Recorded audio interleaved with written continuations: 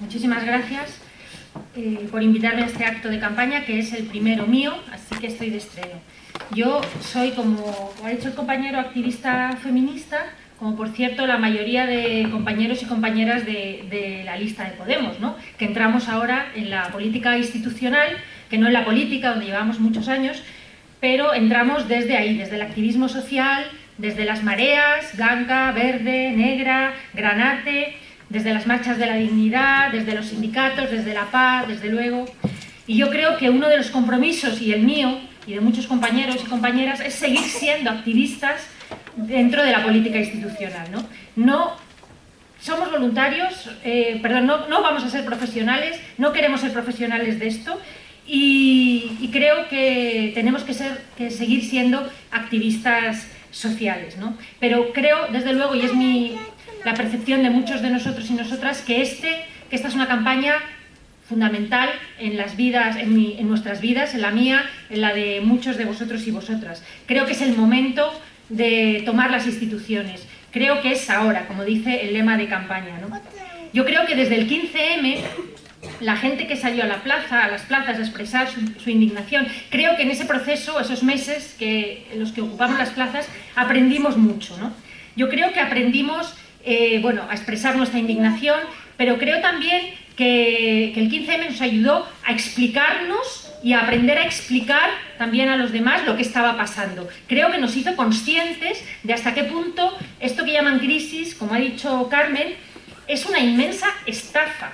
Es una inmensa estafa, es un inmenso robo. Que este es el final de un periodo en el que las élites políticas, las élites económicas han saqueado el país. Y lo han hecho pues gracias a una corrupción, a redes de corrupción casi diríamos institucionalizadas, que ha convertido en mercancía, para además luego venderla a bajo precio, pues todo lo que era público, lo que era común, los derechos, la sanidad, la educación, la vivienda, pero también los recursos naturales, las costas, los parques, el trabajo y también nuestras vidas. Cuando dice nuestro candidato José Manuel que la diferencia de esperanza de vida entre un barrio como Orcasitas, en el sur de Madrid, y el barrio de Salamanca es de 7 años de esperanza de vida, como en la diferencia entre México y Suiza, eso quiere decir que literalmente nos roban la vida. Y yo creo que es algo que no podemos seguir permitiendo. Pero además, como activista feminista que soy, y un poco más incidiendo en lo que ha dicho Carmen, yo voy a decir que además siempre pasa más invisible, pero lo que ha hecho el PP a las mujeres de este país no tiene nombre. No se ve tanto, pero no tiene nombre. Todo lo que pasa, o casi todo lo que pasa, tiene género. Cuando hablamos de desahucios, cuando hablamos de la insoportable precariedad laboral, cuando hablamos de salarios de mierda, cuando hablamos de contratos de un día, de 2, de horas, de desempleo, de niños y niñas con hambre, todo eso tiene género. Estamos hablando fundamentalmente de mujeres. La crisis tiene rostro de mujer, ¿no? ¿Y qué pasa con esto?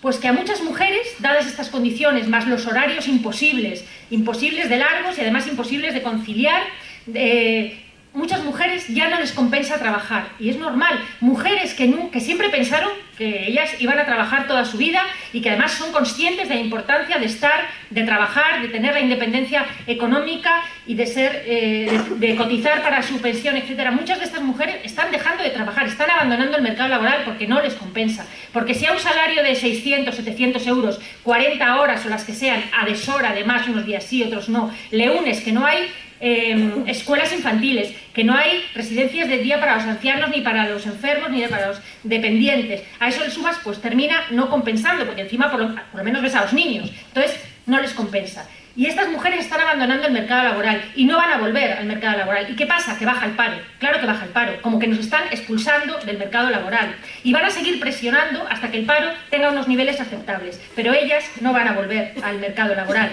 Y ellas, además, no van a cobrar pensiones. Van a cobrar pensiones como nuestras abuelas de ahora, de 300 euros. Van a ser pobres, cuando a lo mejor tenían la formación, cuando han trabajado unos años. Van a ser pobres de solemnidad, como las viudas, estamos viendo que son pobres. Pobres, además, invisibles, porque las mujeres pobres son invisibles. Están en su casa, no gastan, no se compran apenas ya nada de comer, comen un poquito, ya no tienen tampoco para las medicinas, gracias al copago, etc. Entonces, yo creo y creo sinceramente las feministas nos hemos esforzado con el programa de Podemos y creo que es un programa diferente en este sentido al de los demás partidos y estoy bastante orgullosa. El programa de Podemos respecto a igualdad tiene dos partes. Una es, que creo que es lo que hace distinto a Podemos y es muy importante, son las medidas. O sea, Podemos entiende la situación como de emergencia social y tenemos que hacer frente a la emergencia social, ¿no?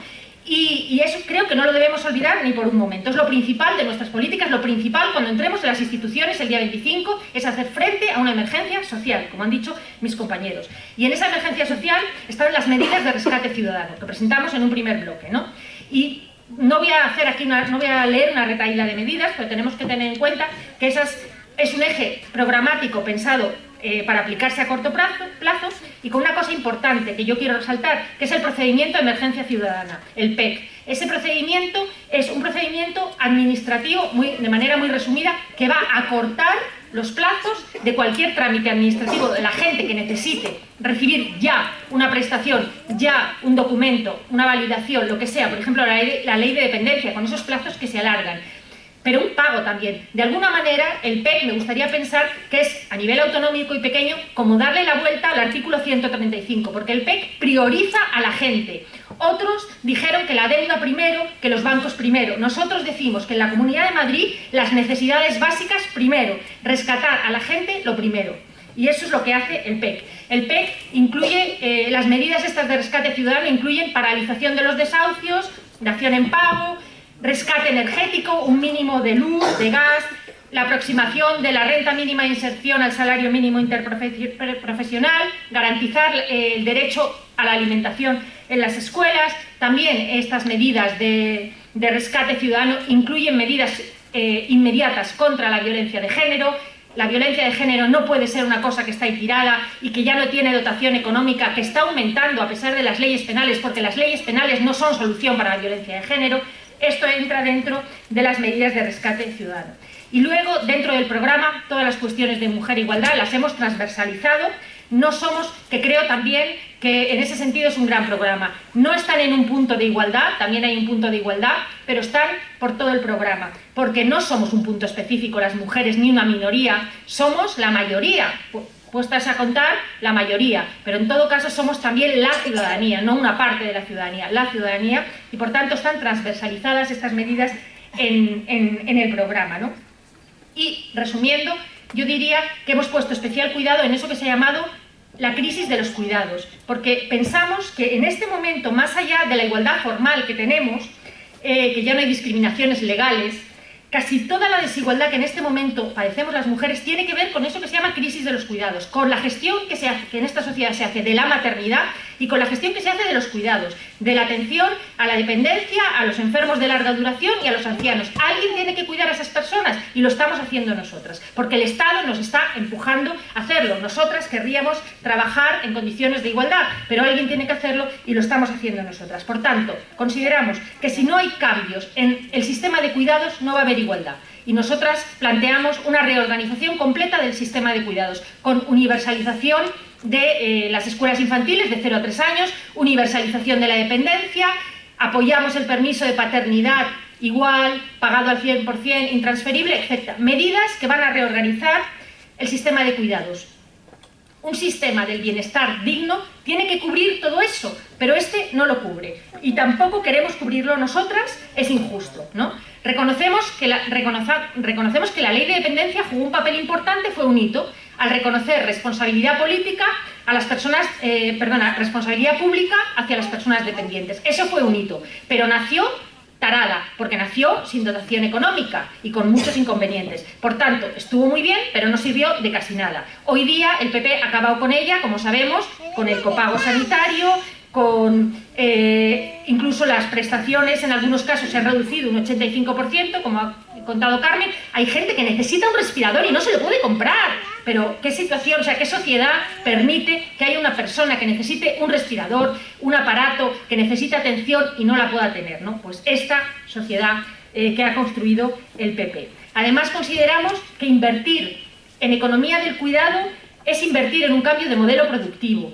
es bueno para la sociedad. Las sociedades que invierten en economía de los cuidados calculan que en España entre 300.000 y 500.000 puestos de trabajo saldrían de ahí, además de ser una sociedad más digna, con derechos para todos y todas, con trabajos, etcétera, ¿no? Porque la desigualdad no solo es injusta, es que es profundamente ineficiente. Si no hay más que mirar, no hace falta ser un economista para ver que las sociedades más competitivas económicamente, más desarrolladas, son las que son más justas y más igualitarias. No solo igualitarias entre personas, igualitarias entre hombres y mujeres. La desigualdad es ineficiente. Por tanto, todo lo que sea invertir en igualdad va a redundar en un bien para toda la sociedad, ¿no? Quería decir que en este sentido yo estoy de acuerdo en que a veces nos llenamos la boca de grandes cifras, ¿no? Pero la verdad es que todos y todas vamos a necesitar cuidados. Los necesitamos cuando somos pequeños y pequeñas y los necesitamos cuando enfermamos y todos y todas enfermamos y ya cuando somos ancianos los necesitamos. Y creo que la manera en que somos cuidados o el derecho a ser cuidados, la manera en que se nos va a cuidar, incluso la manera de morir, es una de las cosas que más marca la diferencia entre ricos y pobres. Y eso muchas veces nos ayudan a que lo olvidemos. No lo olvidéis. Había un político del Partido Comunista Italiano, Luigi Pintor, que yo leo mucho, que me gusta mucho el libro que tiene, que siempre decía, al final de su vida, cuando su mujer enfermó con una enfermedad incurable y que fue muy larga, decía, ahora comprendo por qué la gente se mata por acumular riquezas. Porque la diferencia entre comprar un respirador adecuado, entre poder tener en casa los instrumentos para que mi mujer respire o se muera ahogada, para que le puedan dar la vuelta y no tenga escaras, que el pobre no podía, tenía 80 años, para lo que sea, hace falta un dineral. Ahora comprendo que la gente se mate por acumular riquezas. Pues eso, pues no, aquí no había que matarse para acumular riquezas. Aquí este era un derecho que teníamos todos y todas. Y no pensamos en ello porque no nos llega el momento y porque no miramos alrededor, pero nos lo han robado. Y esa marca una diferencia abismal entre la gente rica y la gente pobre. Y bueno, y luego la crisis demográfica. No nacen niños, tampoco se habla de eso. Pero ¿quién va a pagar las pensiones? ¿Quién va a trabajar cuando la gente deje de trabajar? Hace falta que nazcan niños. Vivimos una crisis demográfica brutal en muchos países, de la que nadie se ocupa. Hay dos maneras de resolver esta crisis, como en Alemania, como en Suecia. Elegimos Suecia, claramente. Suecia ha apostado por la igualdad, no prestaciones, no exenciones, no permisos, igualdad y servicios públicos potentes, de calidad, gratuitos, al alcance de todos. ¿Y qué ha pasado? La natalidad, la más alta de Europa. ¿Qué ha hecho Alemania?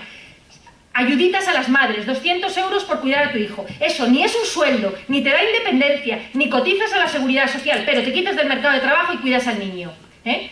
Pero eso no es una manera igualitaria tampoco de salir de la crisis. No ayudas, no más desigualdad.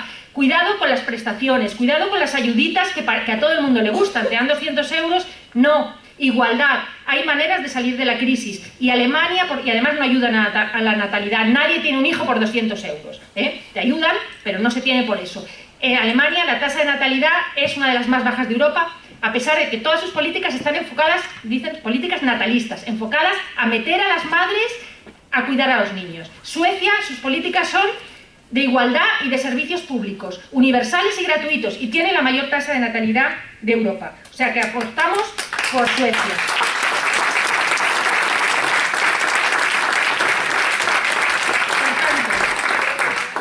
Quiero que tengáis la idea que nuestro programa consideramos en nuestro programa que el cuidado es una necesidad social, que nos afecta a todos y todas, no es una cosa, nos va a afectar a todos, es importantísimo, es una necesidad social y es un derecho. Es un derecho el ser bien cuidada y es un derecho el poder tener una vida aparte del cuidado. Que cuidaremos voluntariamente a nuestras personas queridas, pero todo el mundo necesita ayuda y poder tener una vida independiente además del cuidado. Por tanto, esta va a ser una responsabilidad de los servicios públicos, asegurarse que todo el mundo tenga el cuidado que necesite. Y voy a terminar. Yo quería decir a este respecto que, bueno, yo creo que no nos hemos moderado, yo no me he moderado nada, la lucha sigue siendo la misma que nos trajo a Podemos, que nos sacó a las plazas. La lucha es hacer política para que la gente viva mejor, para repartir de manera justa la riqueza que generamos con nuestro trabajo. Y por tanto, combatir la pobreza, como ha dicho Carmen, Todos los partidos hablan de cifras macroeconómicas, de deuda, de PIB, de exportaciones, todos, el nuestro también, hay que hablar de eso. Pero yo lo que quiero saber es qué va a ser de nuestras vidas cuando el PIB nos pase por encima. Eso es lo que a mí me interesa saber. ¿Cómo vamos a quedar cuando el PIB se haya arreglado, se haya estancado o se haya caído? Eso es lo que me importa. ¿Qué va a ser de nuestras vidas, ¿no? Por tanto, solo podemos llevar un plan de choque de rescate ciudadano para los que no tienen nada, para esos que no pueden seguir siendo invisibles, ¿no? Y ya, para terminar, quería deciros que hace unos años salimos a la Puerta del Sol y allí soñamos con una situación, con una sociedad diferente, ¿no? Hoy esa Puerta del Sol, que tanto nos hizo soñar, se llama Vodafone Sol. Bueno, yo creo que lo primero que tenemos que hacer un 25M es recuperar la Puerta del Sol, que no se llame Vodafone Sol, que se llame Sol, y ocupar también la sede de la Comunidad de Madrid, desde donde miremos que es la Puerta del Sol y nunca más Vodafone Sol. Gracias.